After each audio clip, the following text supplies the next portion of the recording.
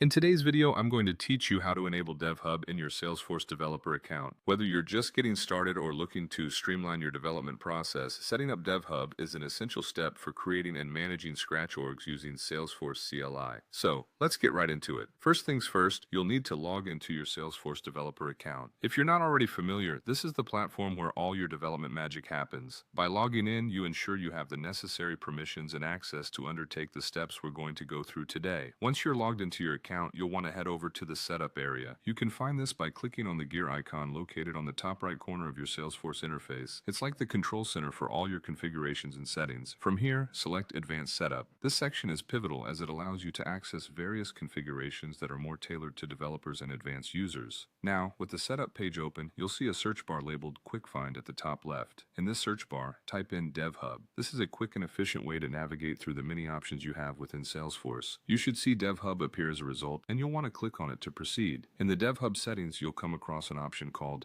Enable DevHub. This is the main feature that we are going to activate today. You will see a toggle switch next to it. Simply click on the switch to turn it on. Enabling DevHub is vital as it allows you to harness the power of Salesforce's developer tools by permitting the creation and management of Scratch orgs. Scratch orgs are temporary Salesforce environments that can be easily created and disposed of as needed to fit your development cycle. They come in handy for developers looking to test features or develop in isolation without affecting other parts of the system. With DevHub now enabled, you can begin to create and manage these Scratch orgs using Salesforce CLI, a powerful tool that offers developers a command line interface to interact with Salesforce environments.